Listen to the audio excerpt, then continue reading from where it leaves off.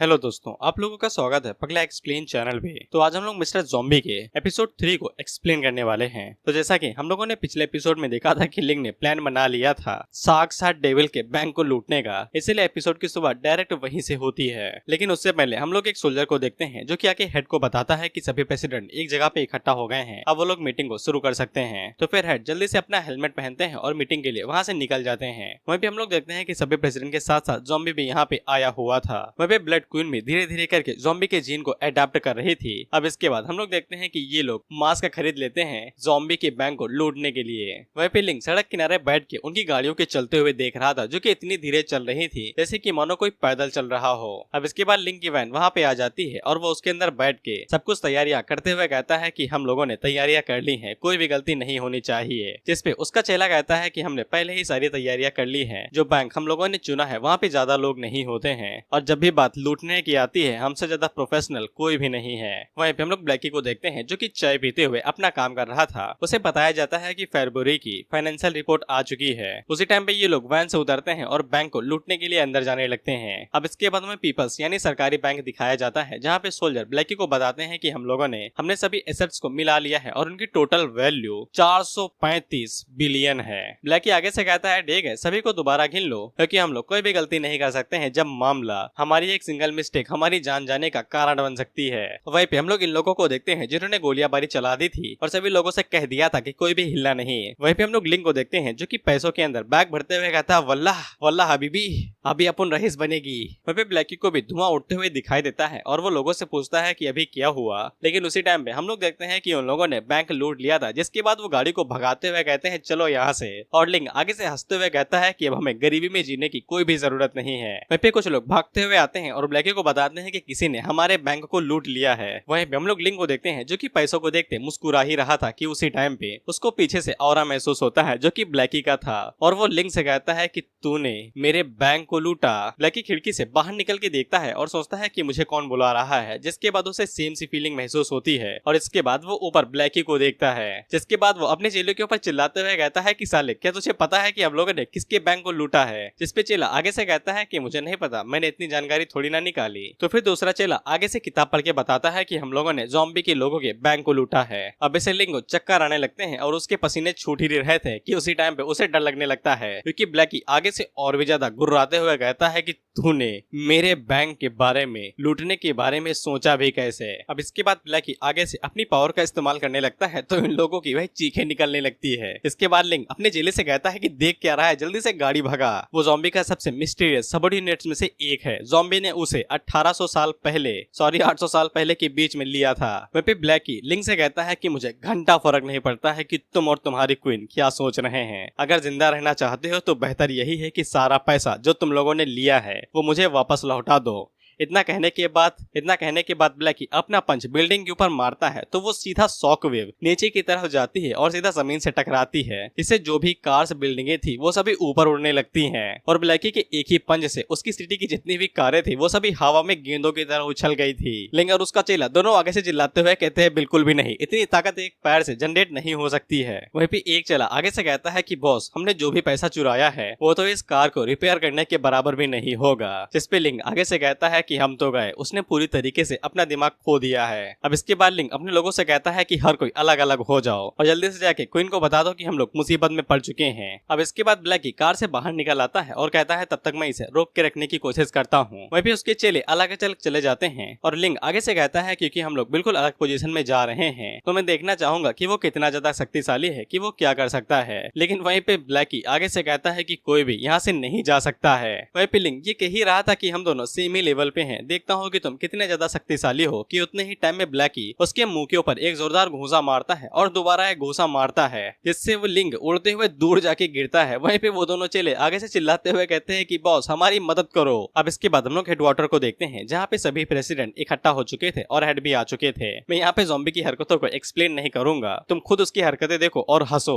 Head उन लोगों को बताता है कि उसे पहले से ही पता है प्रोफेसर जिमी के भागने के बारे में, लेकिन अभी के लिए वो उन लोगों को और भी ज्यादा जरूरी चीज बताना करना चाहता है। इसके बाद वो सबॉर्डिनेट आगे बढ़ता है और वो उन सभी लोगों के सामने इन्फिनिटी गॉन्गलेट करता है। 1 मिनट, इस पे तो एक ही मड़ी है, बाकी 5 कहाँ गए? खैर चीफ और बाकी सभी प्रेसिडेंट उस चीज को देख के हैरान हो जाते हैं और कहते हैं कि ये तो सोने का हाथ है, लेकिन हेड उन लोगों को बताता है कि ये एशियन टाइम की प्रीसियस टेक्नोलॉजी इसमें से एक है। इसे वो सभी प्रेसिडेंट हैरान हो जाते हैं कि एशियन टाइम की टेक्नोलॉजी ऐसा कैसे हो सकता है। हेड उन लोगों को बताता है कि ये कोई ऐसी चीज है जिसको वो गुफाओं की गहराइयों में से खोद के लाया है, और जिस टाइम पे उसे ये इन्फिनिटी गॉन्गलेट मिला था उस टाइम पे एशियन सिविलाइजेशन ने बहुत बड़े खतरे का सामना किया था, जो खतरा अभी भी उनके ऊपर मंडरा रहा है। वह पिंग आगे से मुस्कुराते हुए कहता है कि इस एशियन टेक्नोलॉजी के साथ प्रोफेसर जिमी और वो बिकनी वाली औरत कोई भी चीज नहीं है। इस टेक्नोलॉजी के सामने उनकी कोई भी औकात नहीं है। लेकिन हेड आगे से बताता है कि वो लोग इसका इस्तेमाल प्रोफेसर जिमी के खिलाफ नहीं करने वाले हैं, वो लोग इसका इस्तेमाल किसी और भी ज्यादा बड़े खतरे से करेंगे।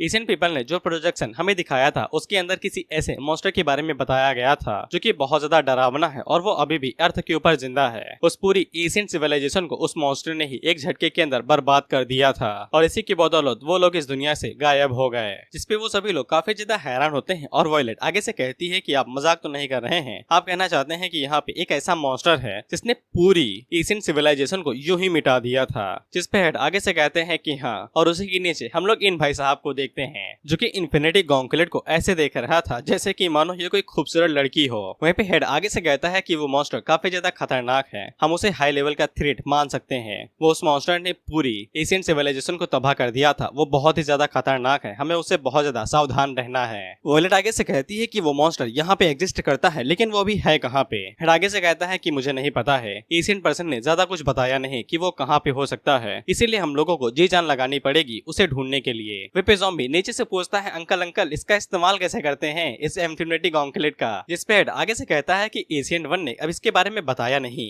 लेकिन तुम इसे देख के ही बता सकते हो कि इसको कैसे इस्तेमाल करना है। अपना दाहिना हाथ उठाओ, अंदर घुसाओ, बटन दबाओ और जलवा देखो। अब बस हमें उस मॉन्स्टर को ढूंढने की जरूरत है, जिसके बाद हम उसे जैसे ही देखेंगे वैसे ही एलिमिनेट कर देंगे। वहीं पे ज़ॉम्बी आगे से कहता है बात में दम है, लेकिन उसी टाइम पे हेड के दिमाग के अंदर सियों से कुछ याद आता है। इसके बाद वो ज़ॉम्बी को नीचे की तरफ देखते हैं और ज़ॉम्बी नीचे से देख के कहता है, हेलो अंकल क्या हाल चाल? जिसके बाद हेड आगे से चिल्लाते हुए कहते हैं, व्हाट द फक? जिसके बाद वो अपना हाथ तेजी से सीधा इन्फिनिटी गॉन्गलेट की तरफ बढ़ाते हैं। वहीं पे सभी लोग ये देख के हैरान हो जाते हैं कि हेड को अचानक से क्या हुआ। इसके बाद हम लोग लिंक को देखते हैं जो कि सीधा थप्पड़ खाने के बाद उनके हेडक्वार्टर के अंदर घुसता है और सभी लोगों के सामने दीवार में जाके घुस जाता है। वो सभी लोग अपने मन के अंदर सोचते हैं कि अभी यहाँ पे क्या हुआ, क्या चीज उड़के हुए आई। जिसके बाद उन लोगों की नजर लिंक के ऊपर पड़ती है जो पूरी तरीके से घायल हो गया था। इसके बाद ब्लैकी भी उनके सामने वाली बिल्डिंग के आके लैंड हो जाता है। वहीं पे लिंक ब्लड क्वीन से कहता है कि आओ हमें आके बचा लो दीदी। वहीं पे वो सभी लोग ब्लैकी को देख के कहते हैं कि ये कौन है, हमने इसे पहले कभी भी नहीं देखा है। लेकिन वायलेट ब्लैकी को देख के समझ जाती है कि ये ज़ॉम्बी का ही सबॉर्डिनेट है।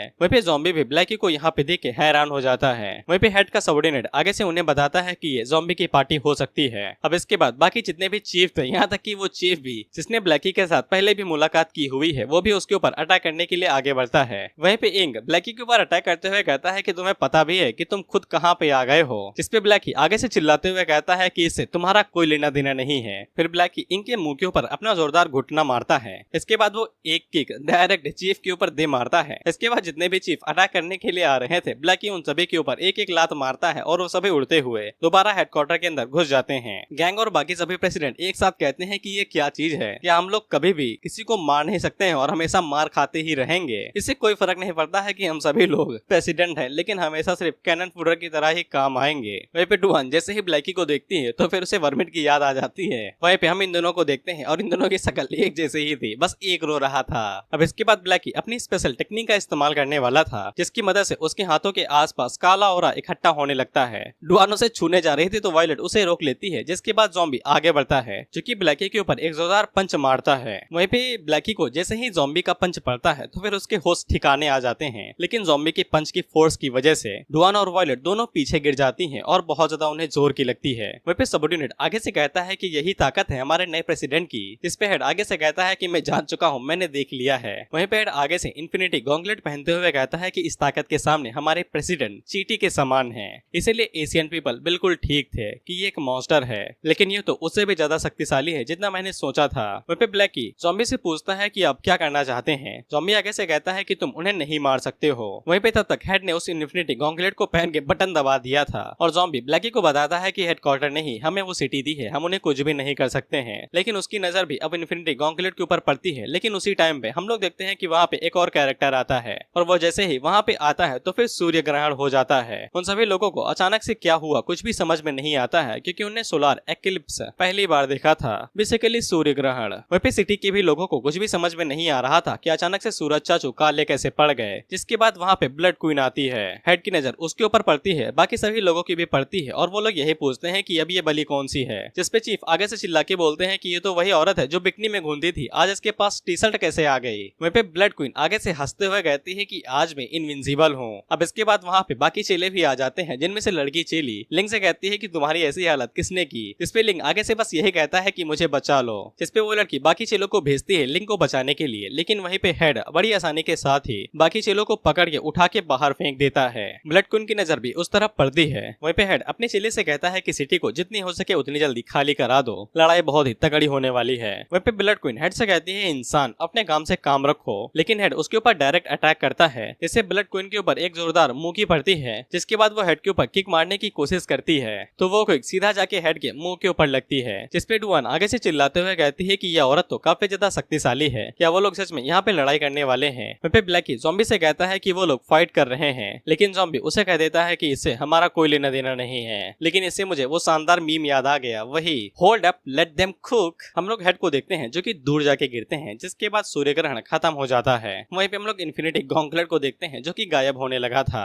वहीं पे हेड आगे से कहते हैं कि ज़ॉम्बी से छुटकारा पाने से पहले मुझे तुमसे छुटकारा पाना पड़ेगा। जिसपे ब्लड क्वीन आगे से कहती है कि क्या परेशानी है। अब इसके बाद हेड उस इन्फिनिटी गॉन्टलेट का इस्तेमाल करते हुए एक आखिरी मूव को इस्तेमाल करने की कोशिश करते हैं। वहीं पे ब्लड क्वीन भी आगे से यही कहती है कि मैं भी यही करना चाहती हूँ। जिसके बाद वो दोनों तेजी के साथ एक दूसरे की तरफ आगे बढ़ते हैं और एक दूसरे के ऊपर पूरी ताकत से पंच मारने के लिए अपना मुंह बढ़ाते हैं और एक दूसरे के ऊपर पंच मारते हैं, जिससे वहाँ पे काफी ज्यादा फोर्स रिलीज होती है और सभी लोग पीछे जाके गिरते हैं। लेकिन हम लोग देखते हैं कि ब्लड क्वीन ने इन्फिनिटी गॉन्टलेट के चीथड़े उड़ा दिए थे, जिससे हेड को बहुत जोर की पड़ती है। जिसके बाद वो सीधा उड़ते हुए एक बिल्डिंग के अंदर घुस जाते हैं और उनकी हालत बहुत ज्यादा खराब हो जाते हैं। वहीं पे ब्लड क्वीन आगे से ऐसा लुक देती है जैसे कि तुमने मुझे निराश किया। वहीं पे हेड आगे से एशियन टेक्नोलॉजी को गाली देते हुए कहते हैं कि साला ये तो पूरी बेइज्जती करवा दी मेरी। और वो आगे से कहते हैं कि मुझे पता होता कि ये हाल होने वाला है तो ये सब कुछ मैं पहले से ही तैयारी करके आता। वहीं पे ब्लड क्वीन आगे से कहती है कि तुम वो इंसान हो जिसके पास ताकतवर बॉडी है, लेकिन मैं पहले भी कई हजार साल पहले किसी ऐसे से मिल चुकी हूँ जिसके पास यही कचरा टेक्नोलॉजी थी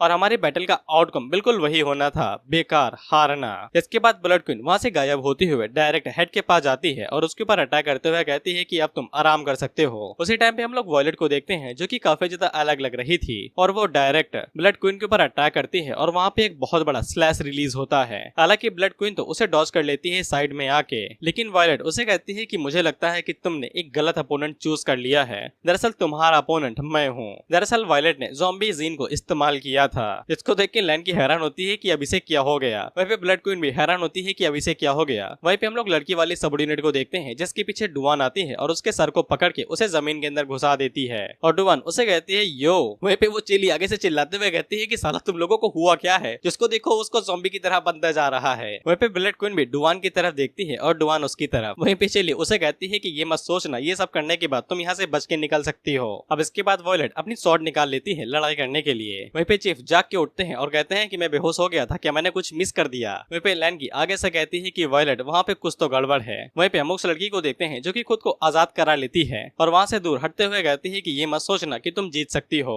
इस पे डुआन उसकी तरफ पीछे मुड़ के देखती है तो चेली आगे से कहती है कि मुझे कोई छोटी मक्खी मत समझो। इस पे डुआन आगे से हंसते हुए कहती है तो फिर साबित करके दिखाओ। तो वो डुआन के ऊपर अटैक कर देती है, लेकिन डुआन उसके मुंह के ऊपर लात मार के उसे पीछे फेंक देती है। इसके बाद वो एक बिल्ली की तरह अपने चारों पैर जमीन पे ले आती है और आगे से हंसने लगती है और तेजी के साथ दोबारा उसके ऊपर अटैक मारते हुए कहती है कि तुम क्या कर लोगी। वहीं पे चीफ आगे से कहते हैं कि डुआन इतनी शक्तिशाली कब से बन गए। इसके बाद वो लड़की नीचे आती है, जिसके बाद वो ब्लड क्लोन्स का इस्तेमाल करते हुए अपने कई सारे क्लोन बना लेती है। लेकिन डुआन आगे से कहती है कि ये एक नंबर की घटिया टेक्निक है। जिसके बाद वो तेजी के साथ आगे बढ़ के दोबारा उसके पेट के ऊपर लात मारती है। इसी के साथ बाकी जितने भी क्लोन थे वो उन सभी को भी एक एक करके डिस्ट्रॉय कर देती है। वहीं पे वो लड़की आगे से कहती है क्या तुम सच में एक इंसान भी हो। वहीं पे हम लोग ब्लड क्वीन को देखते हैं जो कि सामने से एक फिंगर से सामने की तरफ एक स्लैश मारती है, लेकिन डुआन अपनी शॉट को नचाते हुए उसे गोल गोल घुमाती है और साइड से ही एक कट मारती है। इससे ब्लड क्वीन का जो हवा वाला स्लैश था वो उसके पीछे चला जाता है और पीछे की तरफ जितनी भी बिल्डिंग्स थी वो सभी कट जाती हैं।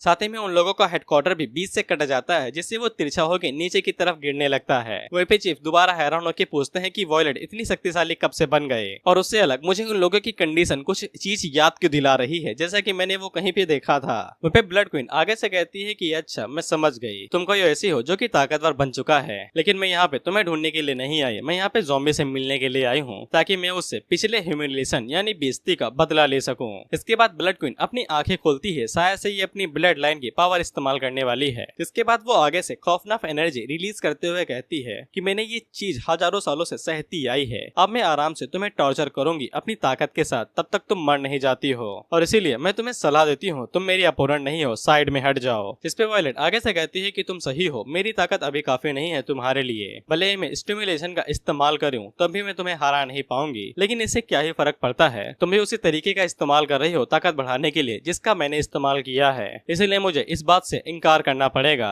इसलिए अब मैं तुम्हें कुछ कमाल का इस्तेमाल करने वाली हूँ जो तुम्हें दिखाऊंगी तो तुम्हें मजा आएगा। इसके बाद वो आगे से अपनी सेकंड फॉर्म को एक्टिवेट करती है। दोस्तों अगर तुम लोगों ने ब्लीच एनिमे सीरीज नहीं देखी है तो फिर तुम इस एनिमे के रेफरेंस समझ नहीं पाओगे और तुम्हें मजाक कम आएगा। फिर हम लोग देखते हैं कि वॉयलेट का चेहरा धीरे धीरे करके चेंज होने लगता है। वो सभी लोग अपने मन के अंदर सोचता है कि ये कर क्या रही है। इसके बाद हम लोग देखते हैं कि जब वॉयलेट अपने पूरे चेहरे को बदल लेती है तो फिर वहाँ पे बहुत ज्यादा पावर रिलीज होती है, जिसे सभी लोग अपने चेहरे के ऊपर हाथ रख लेते हैं। और जब ब्लड क्वीन सामने की तरफ देखती है तो वॉयलेट के चेहरे के ऊपर एक स्कल मास्क आ चुका था जिसको होलो मास्क कहते हैं ब्लीच के अंदर, और ये तो 100% ब्लीच की ही कॉपी है, सॉरी रेफरेंस है, कॉपी नहीं कहते रेफरेंस कहते हैं। अब वॉयलेट के चेहरे के ऊपर इतना बड़ा और खतरनाक चेहरा अपने आप ही जगते हुए देख के इन लोगों की चीखें निकल जाती हैं। यहाँ तक कि ब्लड क्वीन भी हैरान हो जाती है क्योंकि आज तक उसने इससे पहले ये चीज नहीं देखी थी। यहाँ तक कि ज़ॉम्बी भी हैरान होता है और कहता है वो। वहीं पे ये लड़की आगे से चिल्लाते हुए कहती है कि वो अभी भी अपनी फॉर्म को चेंज कर सकती है। अब इसके बाद वॉयलेट आगे से कहती है कि बार बार हर बार तुम लोग हमेशा अपनी जिंदगी को लेके कंप्लीट करते हो, क्या तुम्हें नहीं लगता है कि हम लोगों के बीच में बातें करना बिल्कुल यूजलेस होगा। इसके बाद हम लोग देखते हैं कि ब्लड क्वीन वहाँ पे अपने ब्लड से एक शॉट बनाती है और वॉयलेट के ऊपर अटैक करने के लिए तेजी के साथ आगे बढ़ने लगती है, जिसपे वॉयलेट भी अपनी शॉट को बाहर निकालती है और अपने हत्थे से लेके, और उसी टाइम पे ब्लड क्वीन भी उसके ऊपर अटैक करने वाली थी और उसके ऊपर एक पावरफुल अटैक करते हुए कहती है कि ये हमारे आखिरी शब्द ही होंगे। वहीं पे वॉयलेट भी अपनी शॉट से अपने हाथ को रंग देती है यानी खून से नहला देती है, और जब वो अपनी शॉट को अपने खून से नहला देती है तो वो इनहैंस ब्लड रेड ब्लड की इस्तेमाल करती है, जिसके साथ ही वो ब्लड क्वीन के 2 टुकड़े कर देती है। जिसके बाद वॉयलेट ब्लड क्वीन को पार करके निकल जाती है, लेकिन इतना ही नहीं, उसने 1 सेकंड के अंदर ब्लड क्वीन के ऊपर इतने सारे स्लाइसेस मार दिए थे, यहाँ तक कि वॉयलेट ने ब्लड क्वीन के जो सेल्स होते हैं उनके भी छोटे छोटे टुकड़े करके उन्हें डिस्ट्रॉय कर दिए थे और उसकी पूरी बॉडी बूंद की तरह नीचे बरसती है। अब इससे ये सभी लोग हैरान हो जाते हैं कि देख के कि वॉयलेट ने ब्लड क्वीन के सेल्स जो कि बहुत ही छोटी, यहाँ तक कि सेल्स को सूक्ष्मदर्शी से देखा जाता है, इंग्लिश में नाम नहीं याद आया भाई, तो ये सेल्स दिख पाते हैं और वॉयलेट ने उन्हें अपनी शॉट के साथ काट दिया। वहीं पे सबऑर्डिनेट आगे से बताता है कि ऐसा लगता है कि प्रेसिडेंट वॉयलेट ने उस औरत के अंदर जितने भी सेल्स थे उन सभी को डिस्ट्रॉय कर दिया है। इस पे चीफ आगे से कहते हैं कि ये मजाक ही हो सकता है, असलियत में ऐसा कभी भी नहीं हो सकता। वहीं पे लैंकी को काफी ज्यादा जलन हो रही थी कि वॉयलेट शक्तिशाली हो गई, लेकिन वॉयलेट पीछे मुड़ के उसे कहती है कि तुम कोई मक्खी वक्खी नहीं हो, तुम्हारे स्नीक अटैक मेरे ऊपर काम नहीं आएंगे, जल्दी से बाहर आओ। तो फिर हम लोग देखते हैं कि ब्लड क्वीन अपने डीएनए अपने सेल को दोबारा रीजनरेट करती है और उसकी मदद से दोबारा रीजनरेट होने लगती है। अब इसके बाद ब्लड क्वीन अपने हाथ से लेके अपनी पूरी बॉडी को रीजनरेट कर लेती है। इस पे इंग अपने चीफ से पूछता है क्या वो दोनों अभी भी इंसान हैं या फिर कुछ और ही बन चुके हैं। वहीं पे ज़ॉम्बी ब्लैकी को बताता है कि लिटिल रेड अब सीरियस होने वाली है, इसलिए अब चलो यहाँ से पोजीशन चेंज करते हैं और अच्छे से फाइट को देखते हैं। वहीं पे वॉयलेट ब्लड क्वीन से कहती है कि मेरे दोस्त ने मुझे बताया था कि तुम एक अनडाइंग ओल्ड मॉन्स्टर हो जो हजारों सालों पहले भी रहा करता था। ऐसा लगता है कि मैं तुम्हें नॉर्मल लॉजिक के साथ देख के कुछ भी जज नहीं कर सकती हूँ। वहीं पे हम लोग हेड को देखते हैं जो कि नॉर्मल बस दीवार पे अटके हुए थे, लेकिन अचानक से उनके हाथ के ऊपर बहुत ज्यादा दर्द होने लगता है। वहीं पे लाइन के जैसे ही ज़ॉम्बी को देखती है तो उसे गाली देने लगती है, लेकिन ज़ॉम्बी उसे कहता है कि ये जगह खतरनाक होने वाली है, तुरंत यहाँ से बाहर निकल जाओ। अब इसके बाद हम लोग ब्लड क्वीन को देखते हैं जो कि सीरियस हो चुकी थी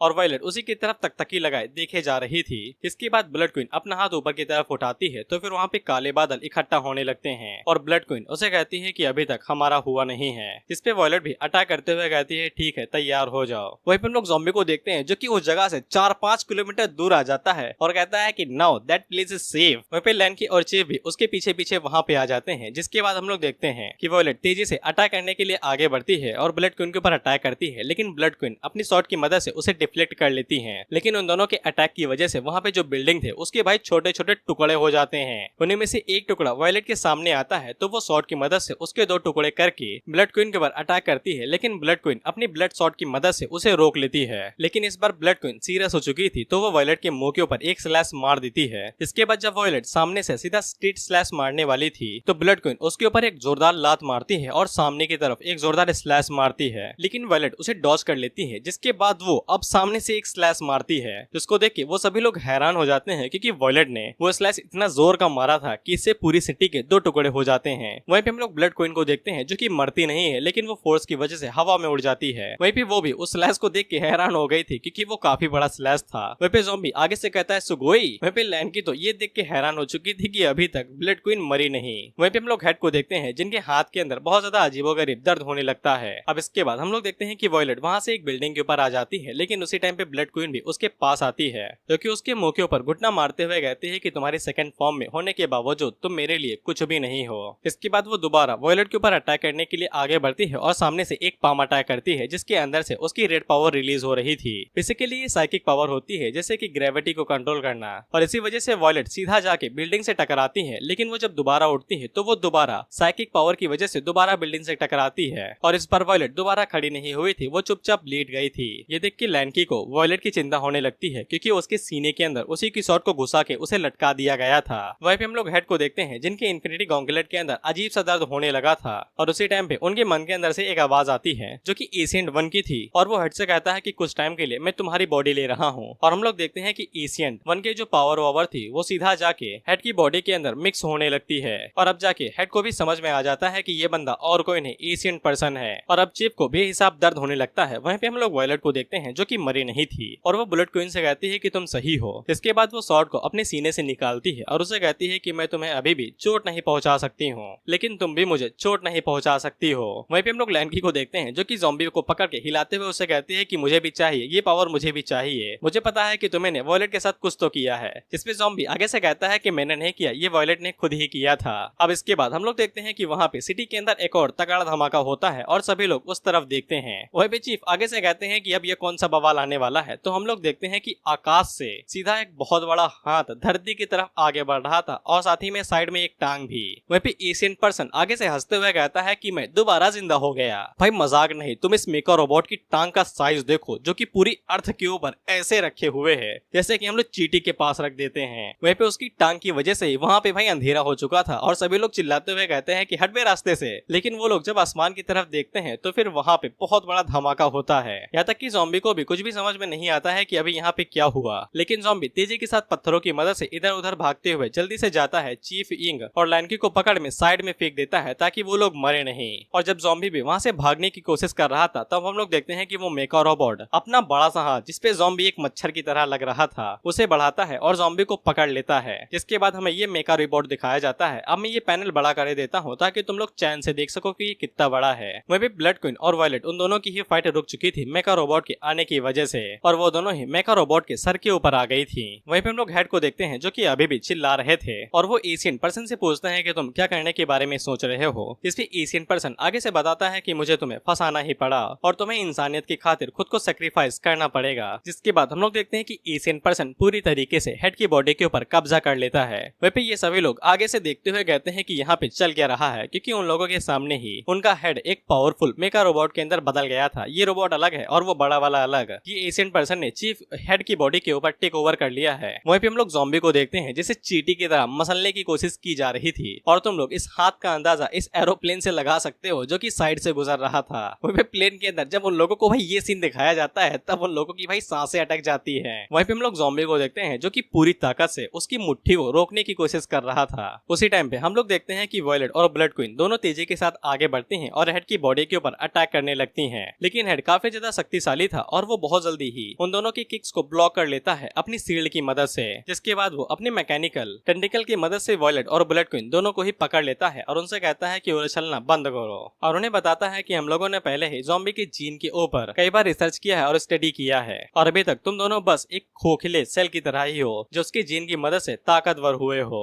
अब इसके बाद हम लोग ज़ॉम्बी को देखते हैं जो कि अपनी सेकंड फेज के अंदर आ चुका था। इसके बाद वो आगे से हंसते हंसते गोल गोल घूमने लगता है। बेशक भाई की पावर बेमिसाल है, भाई बाहुबली है, इसीलिए उस मेका रोबोट की उंगली गोल गोल घूमने लगती है और उसकी उंगली के साथ साथ उसका पूरा दाहिना हाथ ही गोल गोल घूमने लगता है और गोल गोल घूमते हुए क्रश हो जाता है। वहीं पे एशियन पर्सन भी ये देख के हैरान हो गया था और ये अभी मेका रोबोट यानी वो बड़े वाले रोबोट के सर के ऊपर है। अब इसके बाद हम लोग ज़ॉम्बी को देखते हैं जो कि हाथ से होते हुए सीधा सर की तरफ आगे बढ़ने लगता है। ज़ॉम्बी तेजी के साथ आगे बढ़ रहा था तो वो जायंट रोबोट जैसे हम लोग मच्छर मारते हैं उस तरीके से ज़ॉम्बी को मारने की कोशिश कर रहा था। वहीं पे वो एशियन पर्सन आगे से कहता है कि इतने सालों के बाद अब समय आ चुका है। वहीं पे हम लोग ज़ॉम्बी को देखते हैं जो कि भाई मच्छर की तरह उस हाथ से भी सर्वाइव कर जाता है और एशियन पर्सन ज़ॉम्बी से कहता है कि अब टाइम आ चुका है हमारे रीमैच का। तुम किस बात का इंतजार कर रहे हो, मुझे अपनी असली फॉर्म दिखाओ। जिसपे ज़ॉम्बी वहाँ पे हेंताई प्रोटैगनिस्ट के अंदर बदल जाता है। अब इसके बाद ज़ॉम्बी उसके हाथ के ऊपर एक ही पंच मारता है और उसका हाथ यूं ही हवा में उड़ जाता है। उसी टाइम पे वो जायंट रोबोट अपने दूसरे हाथ का इस्तेमाल करते हुए ज़ॉम्बी के ऊपर अटैक करता है और एशियन पर्सन उसे कहता है क्या तुम मुझे नीचे दिखा रहे हो, तुम घटिया मॉन्स्टर। वहीं पे लैन की आगे से हैरान होते हुए कहती है कि यहाँ पे चल क्या रहा है। वहीं पे ज़ॉम्बी तेजी के साथ दोबारा सर की तरफ आगे बढ़ रहा था तो हम लोग देखते हैं कि एशियन पर्सन अपने मेगा रोबोट के अंदर से कुछ तो चीज खोलता है जिसके अंदर और भी कई सारे छोटे छोटे रोबोट्स रखे हुए थे और ये सभी रोबोट्स बाहर निकल के ज़ॉम्बी के ऊपर अटैक करने वाले थे। चीफ आगे से कहते हैं कि एशियन पर्सन की टेक्नोलॉजी काफी ज्यादा खतरनाक थी। वहीं पे गैंग आगे से कहता है कि इन लोगों की टेक्नोलॉजी के सामने मैं तो इस बात को स्वीकार कर लूंगा कि साला हम लोग आदि मानव हैं। अब इसके बाद ज़ॉम्बी के सामने वही छोटे छोटे रोबोट्स आते हैं जिनको ज़ॉम्बी आसानी के साथ एक ही एक पंच मार के उनके भाई छक्के छुड़ा दे रहा था। ज़ॉम्बी एक रोबोट को दो भाई 20 से पकड़ता है और उसे पकड़ के उसके 2 टुकड़े कर देता है। उसी टाइम पे और भी कई सारे ज़ॉम्बीज बाहर निकलते हैं जो कि एक साथ ज़ॉम्बी के ऊपर अटैक करने वाले थे और इन लोगों की लड़ाई उस मेगा रोबोट के हाथ के ऊपर हो रही है। ज़ॉम्बी सामने से एक ही पंच मारता है और एक ही बार में उन सभी रोबोट्स के साथ साथ उस मेगा रोबोट का आधा हिस्सा जो हाथ वाला होता है कंधे के साथ साथ ही डिस्ट्रॉय कर देता है। वहीं एशियन पर्सन ज़ॉम्बी के ऊपर चिल्लाते हुए कहता है कि तुम अपनी असली ताकत का इस्तेमाल क्यों नहीं कर रहे हो, क्या तुम मुझे अभी भी नीचा दिखा रहे हो। इसके बाद वो वहाँ पे और भी कई सारे पोर्टल्स खोलता है तो हम लोग देखते हैं कि वो पहले वाले मेगा रोबोट के साथ साथ वहाँ पे और भी 3-4 मेगा रोबोट आ जाते हैं और ये साले धरती के ऊपर ऐसे खड़े हैं जैसे कि न्यूज़पेपर के ऊपर खड़े हो और वहाँ पे 3 मेगा रोबोट्स को देख के इन तीनों की आंखें बाहर आ जाती हैं और ये तीनों आगे से चिल्लाने लगते हैं। वहाँ पे 3 कम नहीं थे तो फिर चौथा भी आ जाता है। वहीं पे एशियन पर्सन ज़ॉम्बी से कहता है कि उस लड़ाई के बावजूद अभी तक इतनी सारी लड़ाई हो चुकी है लेकिन आज मैं ये देख के ही रहूंगा कि तुम्हारी असली ट्रू फॉर्म कौन सी है। इसके बाद वो मेगा रोबोट का इस्तेमाल करते हुए ज़ॉम्बी के ऊपर एक जोरदार पंच मारता है और ये रहा उसका सबूत कि ज़ॉम्बी कितना ज्यादा छोटा है। वहीं पे उस मेगा रोबोट की पंच की वजह से इतना ज्यादा फोर्स रिलीज होता है कि शहर की जितनी भी गाड़ियां और इंसान थे वो सभी हवा में उड़ जाते हैं और ज़ॉम्बी भी उन्हीं के साथ हवा में उड़ जाता है और सीधा जाके मून में घुसता है। ज़ॉम्बी मून के ऊपर टप्पा टप्पा खाते हुए जमीन के अंदर घुस जाता है। वहीं पे हेड उस एशियन पर्सन से कहता है क्या तुम्हें सच में इतना ज्यादा बवाल और इतना ज्यादा डिस्ट्रक्शन मचाने की जरूरत थी बस उस एक बंदे से छुटकारा पाने के लिए। जिसपे एशियन पर्सन आगे से उसे चुप करा देता है और चिल्लाते हुए कहता है कि किसी भी कीमत पे हमें उसे मारना ही पड़ेगा। अब इसके बाद वो जायंट रोबोट तेजी के साथ आगे बढ़ता है मून की तरफ। वहीं पे ये तीनों मून को हिलता हुआ देख के हैरान हो जाते हैं क्योंकि वो जायंट रोबोट मून के ऊपर कुछ इस तरीके का दिख रहा था। अब इसके बाद वो जायंट रोबोट उस जगह के ऊपर अपना हाथ रखता है जहाँ पे ज़ॉम्बी गिरा हुआ था लेकिन ज़ॉम्बी उसकी हाथ की उंगलियों से सट्ट से बाहर निकल जाता है और साइड की तरफ भागने लगता है और उसी के बाद उसके हाथ के ऊपर चढ़ते हुए उसके चेहरे के ऊपर जाने लगता है और वहीं पे जाके ज़ॉम्बी सीधा उसके मुंह के ऊपर एक जोरदार घूंसा मारता है जिससे उस रोबोट का ऊपर का हिस्सा ही गायब हो जाता है यानी कि डिस्ट्रॉयड और वो रोबोट नीचे जाके गिरता है। वहीं पे हेड एशियन पर्सन से कहता है कि तुम्हारे सब कुछ बताने के बाद मैं यहाँ पे आया था और रिपोर्ट्स को चेक किया था। तुमने जितना उसके बारे में बुरा भला कहा था वो उतना ज्यादा बुरा भला है नहीं। जितनी भी सिटी उसके अंडर कंट्रोल के अंदर है वहाँ पे कोई भी बुरी चीजें नहीं हुई है। सभी लोग काफी अच्छे से रह रहे हैं और वो ह्यूमन को काफी ज्यादा मदद कर रहा है ह्यूमन काइंड को डेवलपमेंट लाने में। उसने कभी भी किसी इंसान को चोट नहीं पहुंचाई, यहाँ तक कि उसने कई सारे इंसानों की मदद भी की है कि हम लोग एक साथ उनके साथ नहीं रह सकते हैं। लेकिन एशियन पर्सन चीफ को चुप करा देता है। अब उसके बाद हम लोग देखते हैं कि एक और मौका रोबोट सीधा जाके ज़ॉम्बी के नीचे जाके गिरता है और एशियन पर्सन हेड से कहता है क्या तुम्हें सच में लगता है कि हम लोग शांति के साथ एक साथ रह सकते हैं? बस एक नजर उसकी तरफ देखो। क्या तुम्हें सच में लगता है कि हम सच में उसके साथ शांति के साथ रह सकते हैं? ज़ॉम्बी एक बहुत ही घटिया रेस होनी चाहिए थी। एक छोटी सी मिसाइल भी उन ज़ॉम्बीज को सफा कर सकती है लेकिन एक दिन ये कमीना आ झपका और किसे पता था कि पूरी दुनिया का वजूद सिर्फ उसके मूड के ऊपर डिपेंड करता है और एक ऐसे अस्तित्व का यहाँ पे होना बिल्कुल भी ना स्वीकार है। ऐसा अस्तित्व ऐसी जिंदगी इस दुनिया के लिए नहीं चाहिए, वो हम में से कभी भी नहीं हो सकता है। जिसके बाद एशियन वहाँ पे पता नहीं क्या करता है लेकिन ये सभी लोग दूरबीन लगा के देख रहे थे और हम लोग देखते हैं कि जो मेका रोबोट डिस्ट्रॉय हो चुका था उसके पीस एक साथ आते हैं और वो सभी एक एक करके एशियन पर्सन के सूट के साथ जुड़ जाते हैं और उसके पास एक लाइटनिंग शॉट भी आ जाती है और इसे कहते हैं डिवाइन पनिशमेंट। और इसी के साथ जो भी मेका रोबोट के बाकी सभी हिस्से बचे हुए थे इसी तरीके के और भी रोबोट वहाँ पे आ जाते हैं जो कि मून के ऊपर लैंड होते हैं। वहाँ पे टोटल 5 या 6-7 रोबोट थे और वो सभी एक साथ आगे बढ़ते हैं और मून के अंदर अपनी शॉट को घुसा देते हैं बेचारे मून के बुरे हाल हो रखे हैं, बहुत बुली हो रहा है। अब इसके बाद वो जितनी भी लाइटनिंग थी वो सभी सीधा ज़ॉम्बी के जाके लगती है और ज़ॉम्बी हवा में उड़ जाता है। लेकिन ज़ॉम्बी को इससे कुछ भी नहीं होता है और वो आगे से कहता है कि ताकत, बस तुम बड़े हो तो फिर तुम्हें लगता है कि तुम शक्तिशाली हो, लेकिन तुम्हारा कद बढ़ जाने से तुम्हारी ताकत नहीं बढ़ती है।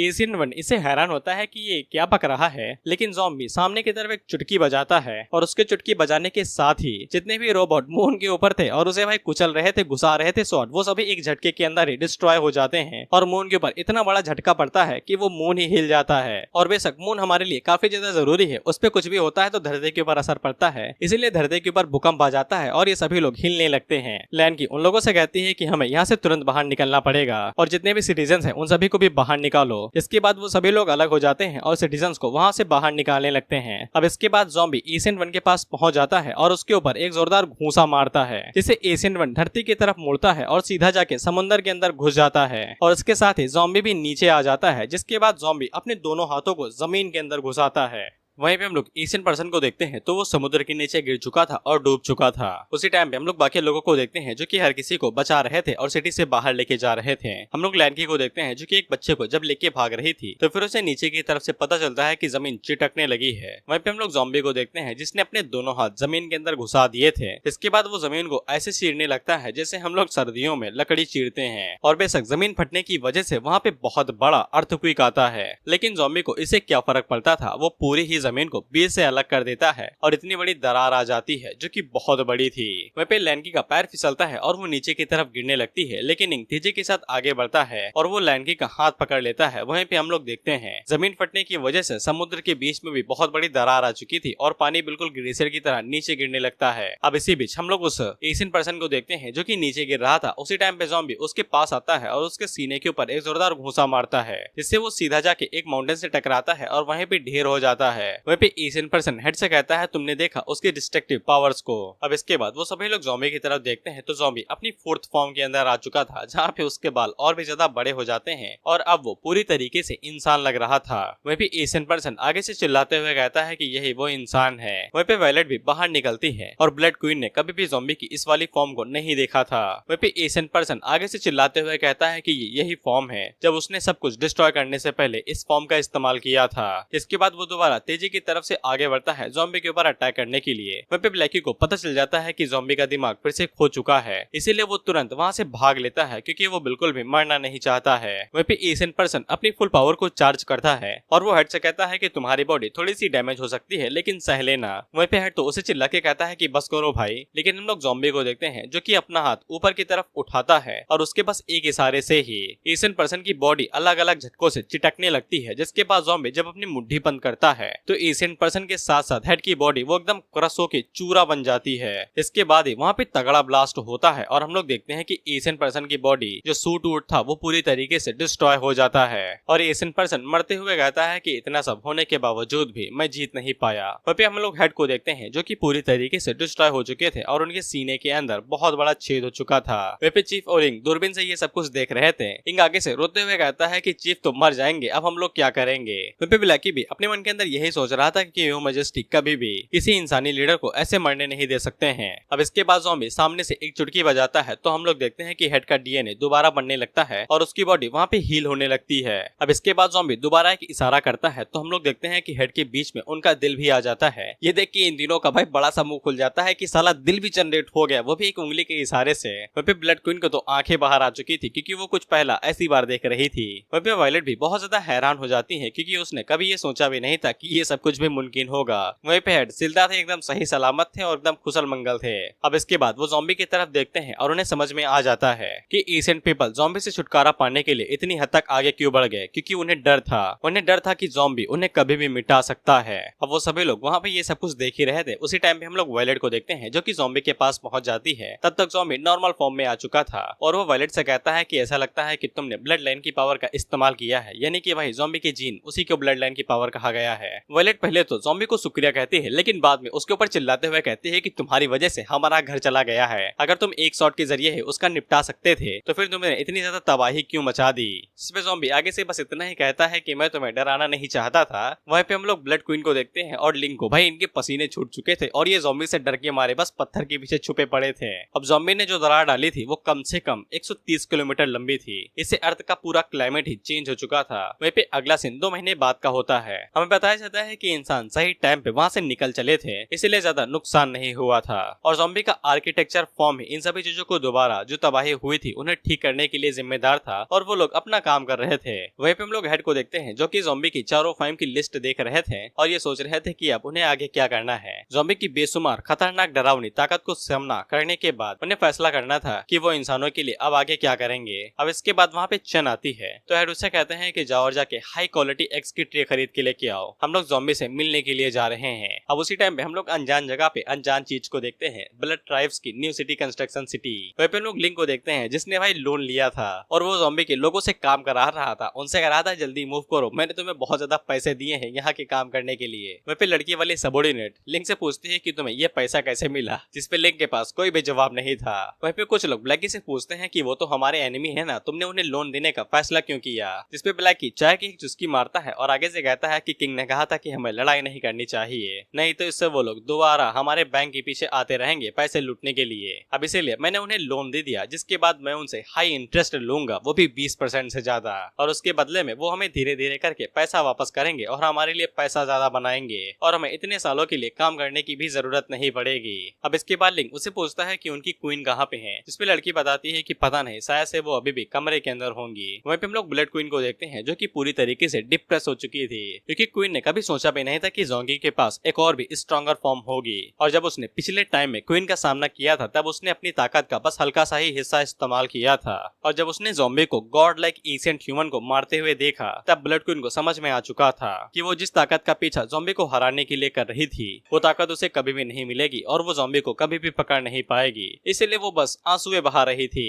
अब इसके बाद हम लोग उसी जगह को देखते हैं जहाँ पे एशियन पर्सन का इन्फिनिटी गॉन्गलेट रखा हुआ था। हम लोग देखते हैं कि वहाँ पे डबल बैटरी आता है जो कि फिर से कहता है कि यही वो इंसान है। हम लोग देखते हैं कि प्रोफेसर जिमी एशियन पर्सन के सामने खड़ा हुआ था और वो अपने मन के अंदर सोचता है कि ज़ॉम्बी भले ही मैं मारा जाऊं लेकिन मैं इसके बावजूद गिव अप नहीं करूंगा। अब यहीं पे सेकंड सीजन खत्म होता है और थर्ड सीजन की शुरुआत हम लोग देखते हैं कि घंटी अपना बाजा बजा रही थी तो ज़ॉम्बी हाथ मार के उसे तोड़ ही देता है। अब इसके बाद वो उठता है और हमें बताता है कि उसका नाम ज़ॉम्बी है। Zom from zombie, B from zombie is equal to zombie. As उसे घंटा नहीं पता है, कब मरेगा ये भी नहीं पता है। उसे बस एक चीज याद है कि जब वो स्कूल के अंदर पढ़ाई कर रहा था तब वो अचानक से ज़ॉम्बी के अंदर बदल गया। शुरुआत में वो एक ऑर्डिनरी ज़ॉम्बी हुआ करता था जो कि झुंड के साथ बहते हुए जहाँ झुंड जाता था वहाँ पे चला जाता था, लेकिन जिंदा रहने के लिए और फ्यूल में ना बदलने के लिए उसने फैसला किया कि वो खुद को बदलेगा। इसके बाद उसने खुद को ट्रेन किया और इंसानी मांस को खाना छोड़ने के लिए उसने प्रोटीन का सहारा लिया और अंडे खाना शुरू किया और दिन में 3 मील लिए और आखिर में जाके वो सक्सेसफुल हो गया और इनविंसिबल बन चुका है। और भाई साहब के पास 4 फॉर्म भी है, एकदम डरपोक फॉर्म, दूसरी फॉर्म जिसमें वो सैवेज है, एंटी हीरो है, तीसरी फॉर्म है हेंताई प्रोटेगनिस्ट जिसमें हेंताई पढ़ना पसंद है, और चौथी फॉर्म है गॉड लाइक फॉर्म जिसके अंदर वो इचिगो बन जाता है। जब वो लड़ते लड़ते थक गया तब भाई ज़ॉम्बी ने फैसला किया कि वो इंसानों की मदद करेगा। उसने काफी सारी मेहनत की और कई सारे इंसानों की मदद की और इंसानों को बचाने के लिए उसने बहुत सारे कारनामे भी किए जब तक उसके पास उसकी खुद की सिटी नहीं आ गई। अब इसके बाद हम लोग देखते हैं कि सभी लोग वहाँ पे भाई ज़ॉम्बी का नारा लगाने लगते हैं कि ज़ॉम्बी इंटरनल है,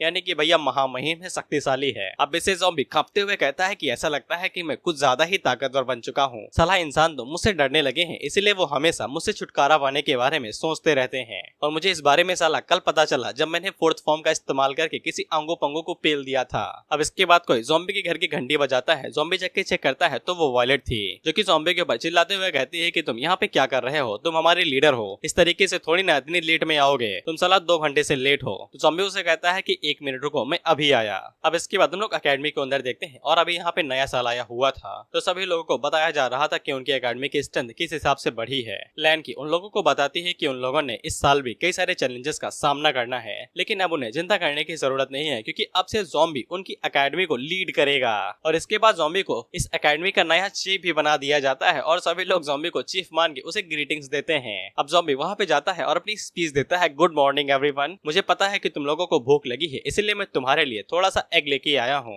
अब इससे उन लोगों को भाई मुंह बन जाता है। वहीं पे एक बंदा चीफ से कहता है कि आपको भाई बदल दिया गया है, आपको गुस्सा नहीं आ रहा है। इस पे चीफ आगे से कहते हैं क्या तुम मुझसे लड़ाई में जीत सकते हो? नहीं ना, चुप बैठो। अब इसके बाद हम लोग हेड को देखते हैं जो कि मस्त अपना कॉफी पी रहे थे। उसी टाइम में चन उनके पास भागते हुए आती है और बताती है कि ये एक इमरजेंसी है। हेड उससे पूछते हैं कि तुम्हें क्या हुआ, तुम अचानक से इतना ज्यादा घबरा क्यों रही हो? जिस पे चन आगे से बताती है कि प्रेसिडेंट हमें बुला रहे हैं। अब यहाँ पे प्रेसिडेंट का मतलब अच्छे से समझ लो, ये वाला जो प्रेसिडेंट है वो पूरी सिटी का प्रधानमंत्री टाइप का है। और सिटी के प्रेसिडेंट को हम लोग अलग प्रेसिडेंट कहते हैं, लेकिन ये पूरे ही टाउन यानी कि पूरी कंट्री का प्रेसिडेंट है। अब इससे हेड भी काफी ज्यादा हैरान होते हैं। अब इसके बाद हेड प्रेसिडेंट से बात करते हैं और उसे बताते हैं कि सभी चीजें काफी ज्यादा जल्दबाजी में हुई थी। मैं इन सभी चीजों की रिपोर्ट जल्दी ही भिजवा दूंगा और कुछ भी छुपाने की कोशिश नहीं करूंगा। चन उनसे पूछती है कि प्रेसिडेंट ने क्या बताया। जिस पे हेड आगे से बताते हैं कि प्रेसिडेंट के साथ साथ सभी दुनिया को पता चल चुका है जो मामला एशियंट ह्यूमन के साथ हुआ था। इस पे चन आगे से बताती है कि ये कैसे मुमकिन है, हम लोगों ने तो इसके बारे में किसी को भी नहीं बताया है। जिस पे हेड आगे से कहते हैं कि ये मुमकिन हो सकता है, जितनी बड़ी तबाही हम लोगों ने मचाई थी ना, ये तो पूरी दुनिया को ही पता चल जाना था।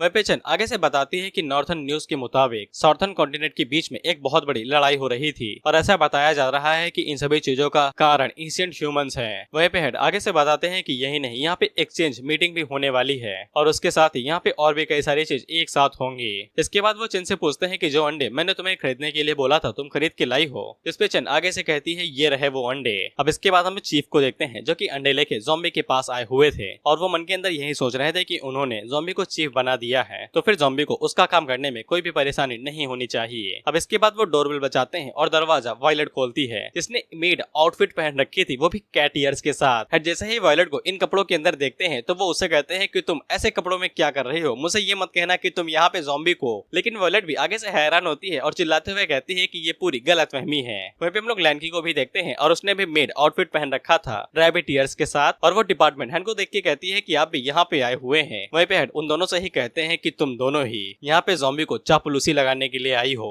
मैंने उसे प्रमोट कर दिया लेकिन इसका मतलब ये नहीं है कि तुम लोग मेरे सामने ही ये सब कुछ करोगे। तुम दोनों प्रमोशन पाने के लिए इतना आगे जा सकती हो। जिसपे लैंकी आगे से चिल्लाते हुए कहती है कि ऐसा कुछ भी नहीं है। अब इसके बाद हेड वहाँ से जाते हुए कहते हैं कि मुझे कुछ काम याद आ गया है, मैं वापस जा रहा हूँ। लेकिन वो दोनों ही प्रेसिडेंट हेड को रोकती हैं और उसे कहती हैं कि ये पूरी गलतफहमी है, हम लोग यहाँ पे ज़ॉम्बी का प्रमोशन सेलिब्रेट करने के लिए आए थे और हमने ऐसे कपड़े इसलिए पहन रखे हैं क्योंकि हम लोग उसे हार गए थे। जिसपे हेड आगे से कहते हैं कि झूठ बोल रही हो, तुम लोग कभी भी इस तरीके के कपड़े नहीं पहनोगी एक पार्टी के लिए। मैंने तुम दोनों को फाइटिंग आउटफिट के अलावा और कुछ भी पहनते हुए नहीं देखा है। जिसपे वायलेट दरवाजा खोलते हुए कहती है कि आपको यकीन नहीं है तो आप अंदर चल के देख सकते हैं। अब इसके बाद जब हेड अंदर जाते हैं तो फिर वहाँ का नजारा और भी अलग था। वहाँ पे डुवान ने भी मेड आउटफिट पहन रखा था जो कि ज़ॉम्बी को सर्व कर रही थी। वहीं भी हम लोग चीफ को देखते हैं जो कि ज़ॉम्बी के साथ कार्ड खेल रहे थे और वो मन के अंदर बस एक ही चीज बड़बा रहे थे कि मैं इस बार ज़ॉम्बी से पक्का नहीं हारूंगा। अब इसके बाद वो ज़ॉम्बी का कार्ड चूज करते हैं तो ज़ॉम्बी आगे से चिल्लाने लगता है। वहीं पर लोग इंग को देखते हैं जो कि भाई पटाखे फोड़ रहा था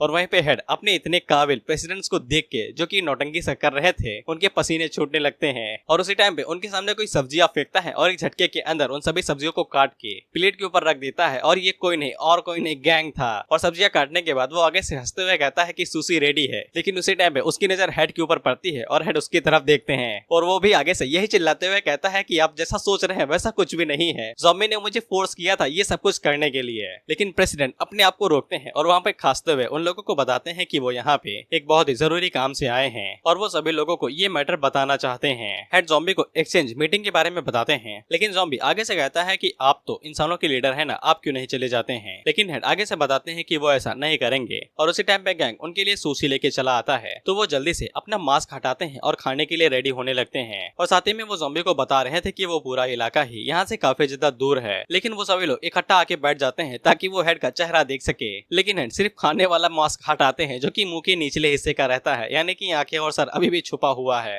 और हेड ज़ॉम्बी को बताते हैं कि वो जो पूरा इलाका है वो उनके इलाके के अंदर नहीं आता है तो वो वहाँ पे नहीं जा सकते हैं। लेकिन जब वो अपने सामने उन लोगों को इतना ज्यादा खड़ा देखते हैं तो वो उनसे पूछते हैं कि तुम्हें क्या हुआ, जिसपे वो अपना चेहरा घुमा के कहते हैं कि कुछ भी नहीं। अब इसके बाद प्रेसिडेंट ज़ॉम्बी को सारी चीजें बताते हैं कि वो जिस प्लेनेट के ऊपर अभी रह रहे हैं उसके ऊपर सिर्फ 2 ही कॉन्टिनेंट है और यहाँ पे 2 ही कंट्री है, एक कंट्री ए है और दूसरी कंट्री बी है और वो लोग जिस जगह के ऊपर अभी रह रहे हैं वो कंट्री ए है। अब इसके बाद हेड ज़ॉम्बी को इतना लंबा चौड़ा ज्ञान देते हैं, इतना लंबा चौड़ा, और ज़ॉम्बी जॉम्बी को घंटा कुछ भी समझ में नहीं आता है और इस पूरे संदर्भ का सारांश बस इतना सा ही था कि एक्सचेंज मीटिंग दोनों कंट्रीज के बीच में शांति संबंध बनाने के लिए होती है ताकि कोई भी एक दूसरे के खिलाफ कोई गंदी चाल न चले और शांति बनी रहे। वहीं पे वॉयलेट ये भी चीज बताती है कि इंटरनेशनल एक्सपोर्ट एक्सचेंज मीटिंग भी यहाँ पे होती है जो अकेडमीज के बीच में होती है और इसको एक ग्लोबल मिलिट्री एक्सरसाइज की तरह समझा जाता है जो कि 4 सालों में एक बार की जाती है और कंट्री बी की अकेडमीज पिछले साल की चैंपियन रही थी। जिसपे ज़ॉम्बी आगे से कहता है कि ये सब कुछ तो पॉइंटलेस सुनाई देता है। लैन की आगे से बताती है कि आखिरी राउंड तो इस कंपटीशन के ऊपर था कि कौन कितने ज्यादा ज़ॉम्बीज मार सकता है और कंट्री बी में से हर एक इलाके ने कम से कम 8 मिलियन से ज्यादा ज़ॉम्बीज मारे थे और मैं भी तो यही चाहती थी कि हम लोग भी ऐसा कर सके। हालांकि ज़ॉम्बी इस आंकड़े को सुन के भाई घबरा जाता है और लैन की उसे कहती है कि इस बार चीफ तुम हो तो फिर तुम्हें इस बार की मिशन को पूरा करना ही पड़ेगा। जिसपे ज़ॉम्बी अपने मन के अंदर सोचता है कि इस लड़की को अभी भी ये लगता है कि मैं सच में एक इंसान हूँ जो ज़ॉम्बीज को ही मारूंगा। जिसपे हेड ज़ॉम्बी को बताते हैं कि चिंता ना करो, हम लोग इस बार इस इवेंट को एकदम इनकार कर देंगे, हम लोग ऐसा कुछ भी नहीं करेंगे, नहीं तो इस बार हम लोग उन्हें पीट देंगे और इससे कोई फर्क नहीं पड़ेगा। अब इसके बाद हम लोग डायरेक्ट कंट्री बी को देखते हैं जहाँ पे 2 जुड़वा बहनें आती हैं और वो उन लोगों से पूछती हैं कि हमें यहाँ पे क्यों बुलाया गया है। हम लोग कंट्री बी के हेडक्वार्टर को देखते हैं और उसके पास वो वाली तस्वीर थी जहाँ पे जायंट रोबोट ने मून को छत्ती छत्ती कर दिया था। वो बंदा उन दोनों बहनों से कहता है कि इस पिक्चर को देखो, ये पिक्चर हमें कंट्री ए से भेजी गई है। वो दोनों बहनें जिनमें से एक का नाम चिंकी और दूसरे का नाम मिंकी था, मजाक कर रहा हूँ, उस तस्वीर को देखती हैं और उन्हें एक झटके के अंदर पता चल जाता है कि ये एशियन टेक्नोलॉजी है। वो बंदा उन्हें बताता है कि इंटेलिजेंस डिपार्टमेंट को ऐसा लगता है कि कंट्री ए ने पहले ही इस टेक्नोलॉजी को पकड़ लिया है और अगर एक बार कंट्री ए इस टेक्नोलॉजी के ऊपर पूरा कंट्रोल कर लेती है तो फिर ये हमारी कंट्री बी के लिए काफी ज्यादा बुरी बात रहेगी।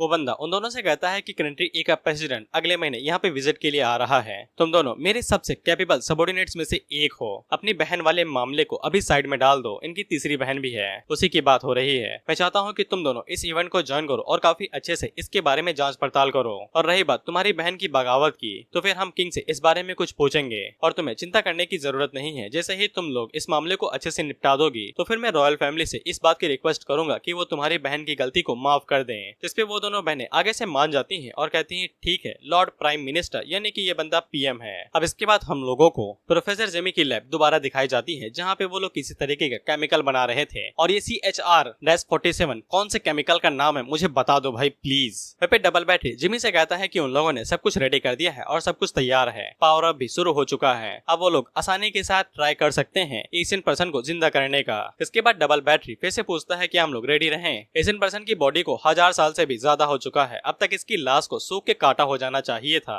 लेकिन अभी तक ये हरी भरी है, क्या हम लोग इसे सच में रिवाइव कर सकते हैं। जिसपे जिमी आगे से कहता है कि जब भी बात बायोलॉजी की आती है तब ऐसा कुछ भी नहीं है जिसे हम अचीव नहीं कर सकते, शुरू करो। अब इसके बाद वो लोग पावर अप शुरू करते हैं जिसके बाद वहाँ पे तगड़ी एनर्जी रिलीज होती है। वहीं पे डबल बैटरी अपने मन के अंदर सोचता है अगर हम लोग एशियन पर्सन को रिवाइव कर लेते हैं। इसके बाद वो एशियन पर्सन के उस आर्मर रोबोट को सोचते हुए कहता है कि अगर हम लोग ऐसे शक्तिशाली फिगर को रिवाइव कर लेते हैं तो ये मिरेकल से कम नहीं होगा। वहीं पे हम लोग एशियन पर्सन को देखते हैं जो कि रिवाइव होने की कोशिश कर रहा था। अब इसके बाद वहाँ पे सारा काम खत्म हो जाता है और सभी लोग उस कुर्सी की तरफ देखते हैं तो फिर उन्हें दिखाई देता है कि एशियन पर्सन रिवाइव हो चुका है, लेकिन वो रिवाइव कुछ इस तरीके का हुआ था। ऑथर तुम लोगों की इमेजिनेशन में कुछ इस तरीके से हंस रहा होगा। डबल बैटरी भी हमारी तरह चिल्लाते हुए कहता है कि ये क्या बकवास है, वो एशियन पर्सन कहाँ पे गया, वो ताकतवर माइटी फिगर कहाँ पे गया। इसके बाद वो लैब के अंदर भागते हुए जाता है और उस बंदे का गला पकड़ के उसे कहता है कि सच सच बता दे एशियन पर्सन कहाँ पे गया, नहीं तो मैं तेरा गला घोट के यहीं पे मार दूंगा। जिसपे एशियन पर्सन आगे से कहता है कि मैं ही वो एशियन पर्सन हूँ, मुझे मारना नहीं। तो फिर डबल बैटरी वो मेका रोबोट दिखाते हुए कहता है कि तुम मुझसे मजाक कर रहे हो, ये हैंडसम बंदा तुम्हारी तरह बिल्कुल भी नहीं लगता है। जिसपे एशियन पर्सन आगे से बेइज्जती के मारे रोते हुए कहता है कि मैं एक इंजीनियर हूँ भाई, मुझे लड़ना नहीं आता है। एक मेका आर्मर डिजाइनर यानी कि रोबोट बनाने वाला इंजीनियर होने के नाते इसमें क्या गलत है कि मैं खुद को कूल दिखा दूं। फे को भी यही लगता है कि ये डिसअपॉइंटमेंट है और वो पीछे मुड़ के वहाँ से जाने लगता है, लेकिन उसी टाइम पे एशियन पर्सन उसे कहता है कि तुम वहाँ पे रुको, हम दोनों ही एक ही तरह हैं कि हम दोनों बैठ के बात कर सकते हैं। जिमी इसके लिए मान जाता है और उसे पूछता है बताओ तुम किस बारे में बात करना चाहते हो। जिसपे एशियन पर्सन आगे से कहता है कि हमारी शुरुआत भले ही अलग थी लेकिन अब हम एक साथ आ चुके हैं और हम लोग एक साथ काम भी कर सकते हैं। जिसपे जिमी वहाँ से जाते हुए कहता है कि तुम्हें ज़ॉम्बी ने पहले ही हरा दिया है, मैंने सोचा था कि तुम थोड़े से ताकतवर होगे और तुम्हारे अंदर थोड़ी सी पावरफुल चीज होगी, लेकिन ऐसा लगता है कि ये मेरी गलती थी, इसीलिए मैं यहाँ से जा रहा हूँ और मुझे परेशान मत करना, मुझे रिसर्च करनी है। इस पे एशियन पर्सन उन्हें बताता है कि उन लोगों ने पहले ही ज़ॉम्बी के जीन के ऊपर बहुत ज्यादा रिसर्च कर ली है 1000 साल पहले ही, लेकिन वो लोग कभी भी इस चीज में कामयाब नहीं हो पाए। दरअसल ज़ॉम्बी की जो सबसे डरावनी चीज वो उसकी ताकत नहीं है, दरअसल उसका लगातार पावर अप करना है जो कभी खत्म नहीं होता है। लेकिन जब दुनिया के सबसे समझदार इंसान एक साथ मिल जाएंगे तो फिर शायद वो लोग इस चीज को चकमा दे पाए। तुम्हारे पास बायोलॉजी के अंदर बेहिसाब शक्ति है और तुम्हारे पास पहले से ही ज़ॉम्बी के जीन है, वहीं पे मेरे पास इंजीनियरिंग के अंदर लाजवाब ताकत है, इंजीनियरिंग का जज्बा है और हमें जैसा का पता है कि ज़ॉम्बी के जीन किस तरीके से काम करते हैं, तो फिर हम लोग एक न्यू ज़ॉम्बी बना सकते हैं जिससे वो सभी लोग हैरान हो जाते हैं क्योंकि यहाँ पे ज़ॉम्बी की एकदम हूबहू नई नस्ल बनाई जा रही थी। एशियन पर्सन जिमी से पूछता है कि तुम इस बारे में क्या सोचते हो। जिमी कुछ देर के लिए सोचता है जिसके बाद वो एशियन पर्सन के साथ काम करने के लिए मान जाता है और वो दोनों कोलैबोरेशन कर लेते हैं। अब इसके बाद हमें पता चलता है कि हेड ये चाहते हैं कि ज़ॉम्बी वहाँ पे प्रेसिडेंट का बॉडीगार्ड बन के जाए, जिसपे वॉयलेट आगे से चिल्लाते हुए कहती है कि आपका दिमाग तो नहीं खराब हो गया है, कहीं ये बंदा प्रेसिडेंट को ही न मार दे उनकी रक्षा करने की जगह पे। जिसपे ज़ॉम्बी अपनी तरफ इशारा करते हुए कहता है कि तुम लोग मेरी बारे में बात कर रहे हो क्या। जिसपे हेड आगे से बताते हैं कि उनका भी मन नहीं है लेकिन वो पूरी तरीके से लाचार है। प्रेसिडेंट जल्दी ही कंट्री बी की तरफ जाने वाले हैं और सिचुएशन बिल्कुल भी पीसफुल नहीं है और उन लोगों को पहले ही एशियन पीपल के बारे में पता चल चुका होगा, इसीलिए वहाँ पे प्रेसिडेंट को अकेले जाने देना काफी ज्यादा खतरनाक हो सकता है। और ये पहले ही डिसाइड हो चुका है क्योंकि प्रेसिडेंट ने हमारे इलाके के कुछ एक्सपर्ट बॉडीगार्ड्स को मांगा था। वहीं पे हेड ज़ॉम्बी से कहते हैं कि तुम ये चाहते थे ना कि कोई भी लोग तुम्हारे ऊपर ये सवाल ना उठाए कि तुम इंसान हो या फिर ज़ॉम्बी। अगर प्रेसिडेंट इस बात को स्वीकार कर लेते हैं कि तुम एक इंसान हो तो फिर कोई भी तुम्हारी आइडेंटिटी के ऊपर दोबारा सवाल नहीं उठाएगा। हम लोग अभी भी तुम्हारी आइडेंटिटी को ये नहीं बता सकते हैं कि एक ज़ॉम्बी यहाँ पे गवर्नमेंट ऑफिशियल के बीच में काम कर रहा है क्योंकि ये न्यूज काफी ज्यादा खतरनाक हो सकती है। इसके बाद हेड वहाँ से जाते हुए कहते हैं कि अब से गुआंगझाओ का पूरा इलाका तुम्हारे सभी सवालों का जवाब देगा और इस प्रोजेक्ट के लिए तुम सबसे ट्रस्टवर्दी लोगों को अपने साथ ले जा सकते हो। और हाँ, ऑल द बेस्ट, प्लीज हमारे गुआंगझाओ की इज्जत मत डुबाना। अब इसके बाद हम लोग गवर्नमेंट को देखते हैं और ये अभी भी लटका हुआ है और सूख रहा है। अब इसके बाद हम लोग ज़ॉम्बी के सभी सबऑर्डिनेट्स को देखते हैं और ज़ॉम्बी को इन्हीं में से किसी दो को चुनना था। ज़ॉम्बी उन लोगों को बताता है कि उसे प्रेसिडेंट के बॉडीगार्ड का काम दिया गया है, इसीलिए वो अपने साथ कुछ हेल्पर्स को लेके जा सकता है और वो उन लोगों से पूछता है कि कौन मेरे साथ चलना चाहेगा। ब्लैकी आगे से साफ मना कर देता है क्योंकि कुछ फाइनेंशियल काम आ चुका है और उसके पास टाइम नहीं रहेगा। गौ भी आगे से यही बहाना बनाता है कि उसके पास भी बहुत ज्यादा काम है और आगन भी आगे से यही कहता है कि मालिक मेरे पास भी काम है। उसी टाइम पे लैंग और फर आगे से हंसते हुए कहते हैं कि यो मेजेस्टी, हम आपके साथ चलने के लिए राजी हैं और हमें और भी ज्यादा अच्छे से पता चलेगा कि ह्यूमन कितने ज्यादा रिलायबल हैं या नहीं। इसमें ज़ॉम्बी उन दोनों से कहता है कि तुम दोनों की ये इच्छा को देख के मेरा दिल भर आया है। अब इसके बाद हम लोग देखते हैं कि ज़ॉम्बी उन्हें पेट की तरह ही लेके जाता है, ना कि इंसान की तरह। इससे वो दोनों काफी ज्यादा निराश हो जाते हैं। अब इसके बाद लैंग और फर की मुलाकात वायलेट और लैंकी से होती है। वायलेट तो पहले से ही इन दोनों को जानती थी तो वो सावधानी बरतती रहती है, लेकिन वहीं पे लैंकी को कोई अंदाजा नहीं था कि ये क्या चीज है। उसे तो ये दोनों प्यारे प्यारे डॉगी लगते हैं और वो उन्हें खिलाते हुए कहती है इधर आओ। तो फर आगे से घुर्राते हुए कहता है कि अगर ऐसा दोबारा किया तो पिछवाड़े पे काट लूंगा और मर जाओगी। अब इसी लैंकी डर के मारे पीछे हट जाती है और आगे से कहती है कि आजकल कुत्ते भी बोलने लगे हैं क्या। जिसपे वायलेट उसे बताती है कि ये ज़ॉम्बी के चेले हैं, इनसे ज्यादा उलझो नहीं। अब इसके बाद वायलेट ज़ॉम्बी को बताती है कि प्रेसिडेंट उसे मिलना चाहते हैं। अब इसके बाद ज़ॉम्बी प्लेन के अंदर जाता है प्रेसिडेंट से मिलने के लिए। तो फिर वहाँ पे और भी कुछ लोग आए हुए थे जो कि ज़ॉम्बी को देख के उसका मजाक उड़ाने लगते हैं, ये कहते हुए कि मुझे लगा था कि ये लोग तो गिव अप ही कर देंगे, लेकिन ऐसा लगता है कि मैं ज्यादा ही सोच रहा था। इसके बाद एक बंदा जो कि डेयरडेविल जैसा लग रहा था वो आगे बढ़ता है और ज़ॉम्बी से कहता है कि मुझे समझ में नहीं आता है कि उन लोगों ने पुराने चीफ को बदल के तुम्हारे जैसे नोबडी के साथ बदल क्यों दिया, और मुझे ये भी बात समझ में नहीं आती है कि गुआंगझाओ इलाके के ऊपर प्रेसिडेंट इतना ज्यादा भरोसा क्यों करते हैं। हमारा इलाका इतना भी ज्यादा कमजोर नहीं है, इनफैक्ट मैं तो अकेले ही तुम जैसे 10 लोगों को पीट सकता हूँ। उसी टाइम पे ज़ॉम्बी उसके मुंह के ऊपर एक जोरदार घूंसा मारता है जिससे वो प्लेन को तोड़ते हुए बाहर जाके गिरता है। ज़ॉम्बी उसे कहता है कि तुम मुझसे कुछ कह रहे थे क्या। इससे वायलेट तो थोड़ा सा निराश होती है, लेकिन लैंगी को मजा आ गया था। अब इसके बाद ज़ॉम्बी प्रेसिडेंट के पास जाता है और प्रेसिडेंट उसे कहते हैं कि तुम ज़ॉम्बी हो गए ना। अब इसे ज़ॉम्बी थोड़ी देर के लिए डर जाता है, लेकिन वो एकदम सीधा खड़ा रहता है। प्रेसिडेंट उसे कहते हैं कि तुम्हारे डिपार्टमेंट हेड ने मुझे बताया था कि तुम काफी ज्यादा शक्तिशाली हो और तुम बॉडीगार्ड के रोल के लिए बिल्कुल परफेक्ट हो। अब इसके बाद प्रेसिडेंट ज़ॉम्बी से एक सवाल पूछते हैं कि अगर वहाँ पे खतरा हुआ क्या तुम मेरी रक्षा करोगे। जिसपे ज़ॉम्बी आगे से कहता है कि वहाँ पे मेरे लिए तो कोई खतरा रहेगा ही नहीं, तो कोई बात नहीं है। मतलब ज़ॉम्बी को यकीन है कि कोई भी चीज उसका कुछ उखाड़ नहीं पाएगी, चाहे जितना बड़ा खतरा आ जाए। प्रेसिडेंट आगे से हंसते हुए कहते हैं कि इसीलिए तुम्हारा हेड तुम्हारी काफी ज्यादा तारीफ कर रहा था, तुम पूरे कॉन्फिडेंस से भरे हुए हो, मैं तुम्हारे ऊपर यकीन करता हूँ। अब उसी टाइम पे हम लोग कंट्री बी के उस इलाके को देखते हैं जिसे पूरी तरीके से छोड़ दिया गया था। अब उसी की बिल्डिंग के ऊपर हम लोग दो टांगों को देखते हैं, जिसके बाद हमें एक खूबसूरत औरत दिखाई जाती है। उसी टाइम पे उसके पास एक ज़ॉम्बी आता है जो कि उसे कहता है बिग सिस, इक्विपमेंट पूरी तरीके से रेडी है और ज़ॉम्बी आर्मी भी पूरी तरीके से रेडी है। जिसपे वो लड़की आगे से कहती है ठीक है तुमने काफी अच्छा काम कर लिया, अब तुम बाकी सब मेरे ऊपर छोड़ सकते हो। अब इसके बाद वो लड़की एक स्पीच देती है कि ये दुनिया काफी ज्यादा सुंदर है, पता नहीं क्यों इंसान लगातार हमारे खिलाफ एक दूसरे से लड़ाई लड़ते रहते हैं। जिसपे ज़ॉम्बी आगे से कहते हैं कि हम इंसान थोड़ी ना है, हमसे क्यों पूछ रही हो। जिसपे दीदी आगे से कहती है कि रिसोर्स की वजह से, उनके खुद के स्वार्थ की वजह से। और वो लड़की उन लोगों से कहती है कि तुम लोगों को पहले से ही पता होगा कि कंट्री ए का प्रेसिडेंट यहाँ पे आने वाला है और हमारा मिशन उस कुत्ते को मारना है। काफी सारे लोग हमसे पूछेंगे कि हम लोगों ने ऐसा क्यों किया, तब मैं इस बात को स्वीकार करूंगी कि यहाँ पे ऐसे और भी कई सारे कारण हैं जिस वजह से ये ज़ॉम्बी आउटब्रेक हुआ है। लेकिन ज़ॉम्बी कभी भी इंसान के लिए एक वर्दी अपोनेंट नहीं थे।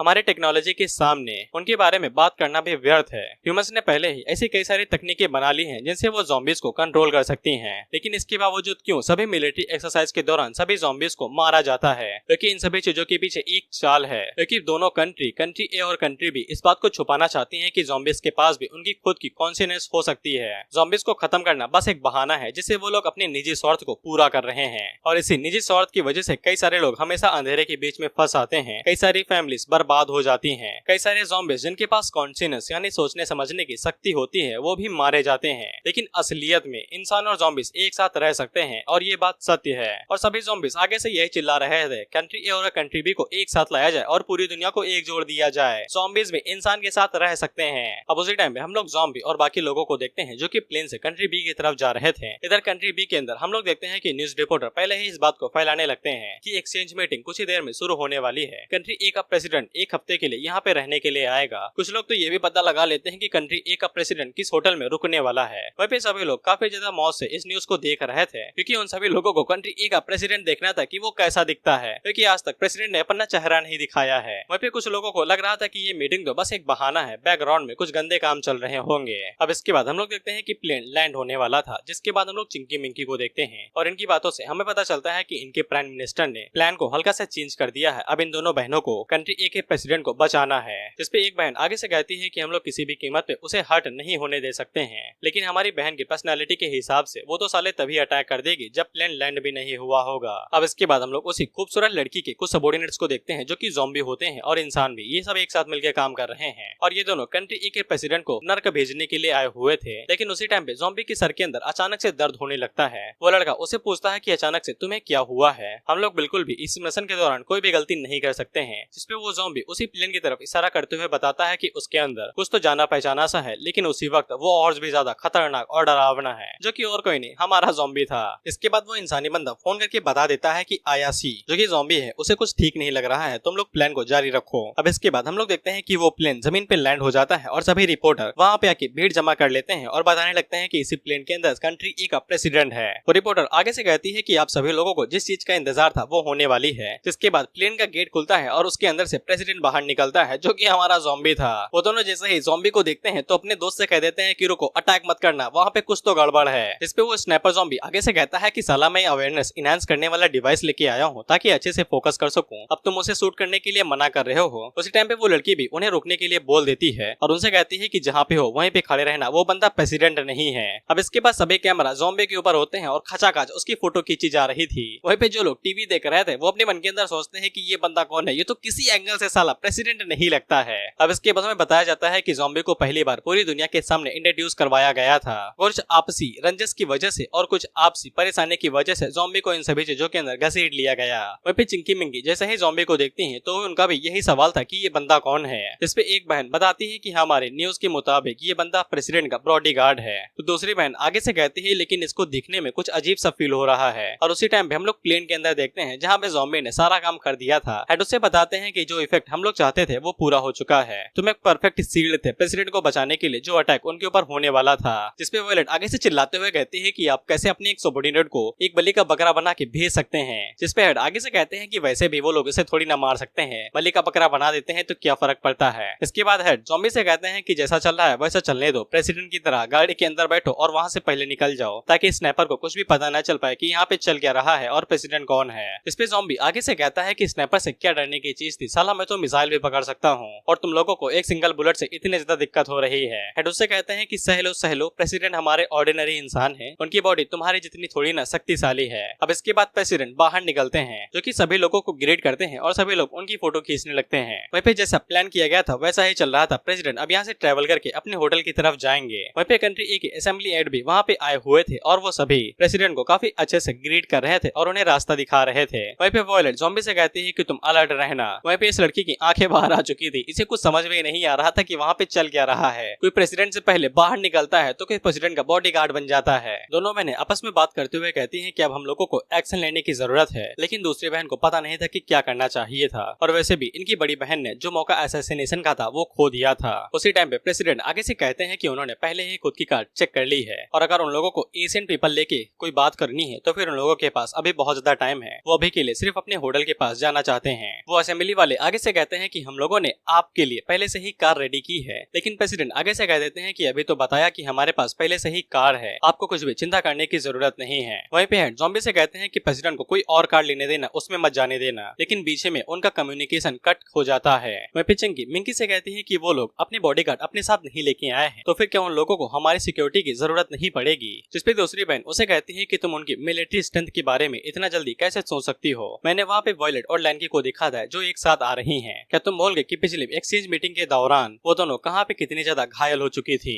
वो लोग अपनी इस सिक्योरिटी फोर्स को अच्छे से एनालिसिस नहीं कर पाते हैं और खुद की नेशनल स्ट्रेंथ को भी। उसी टाइम पे उनका साथी उन्हें बताता है कि उन्होंने कोई दूसरी कार्ड ले ली है जो हमने तैयार की थी उसको नहीं लिया है। इस पे एक बहन आगे से बढ़ती है और उन लोगों से पूछती है कि प्रेसिडेंट कौन सी गाड़ी के अंदर गए हैं, क्या तुम बता सकते हो। लेकिन उसी टाइम पे उनका भी कम्युनिकेशन डिवाइस कट हो जाता है। वो बंदा आगे से बताता है कि कोई तो जैमिंग डिवाइस का इस्तेमाल कर रहा है हमारे कम्युनिकेशन को तोड़ने के लिए। अब इससे बहन को काफी ज्यादा गुस्सा आता है, लेकिन वो कुछ भी कर नहीं पाती है। वहीं पे ये लोग दो कार लेके आते हैं और हेड उन्हें बताते हैं कि जल्दी से दो के ग्रुप में डिवाइड हो जाओ। ज़ॉम्बी को हिडन रूट लेने दो और प्रेसिडेंट के साथ वो होटल की तरफ चला जाएगा और कोई भी प्रेसिडेंट के पास नहीं जाएगा। अब इसके बाद हम लोग देखते हैं कि ज़ॉम्बी सच में एक बहुत लंबा रूट लेता है और डायरेक्ट प्रेसिडेंट के साथ होटल के अंदर एंटर हो जाता है। वहीं पे लैंकी और वायलेट एक स्पेशल लूट लेती हैं जो प्रेसिडेंट के लिए ही ऑर्गेनाइज किया गया था, जिससे वो दोनों सारी अटेंशन उनकी तरफ खींच लेंगी। वहीं पे इस लड़की को कुछ भी समझ में नहीं आ रहा था कि यहाँ पे प्रेसिडेंट किस गाड़ी से गए हैं और यहाँ पे क्या हो रहा है। स्नैपर ज़ॉम्बी उसे पूछता है कि बिग सेस अब हमें यहाँ पे क्या करना चाहिए, कि हम लोग असैसिनेशन को जारी रखें। लेकिन वो लड़की उसे बताती है कि उनके बीच में एक कोई बंदा है जो कि बहुत ज्यादा अजीब एक्टिंग कर रहा है। मैं तुम्हें कमांड देती हूँ कि जल्दी से अपना असैसिनेशन मिशन संपन्न कर दो। लेकिन जैमिंग डिवाइस की वजह से इसे कोई भी आवाज नहीं आ रही थी और उसे कुछ भी समझ में नहीं आता है कि मारना है कि छोड़ देना है। अब इसके बाद इस बंदे का दिमाग खराब हो जाता है, जिसके बाद वो गन को नीचे फेंक देता है और उससे कहता है कि साला हम अपनी कैपेबिलिटीज के साथ अकेले ही उस प्रेसिडेंट को मार सकते हैं, हमें इन तरीके के घटिया वेपन्स की जरूरत नहीं है। इसके बाद ये अपना छुरा बाहर निकाल लेता है और अपनी सिस्टर से कहता है कि बिग सिस अब तुम्हें चिंता करने की जरूरत नहीं है, मैं उन्हें अकेला ही मार दूंगा। और इसी के साथ ये एपिसोड यहाँ पे खत्म होता है।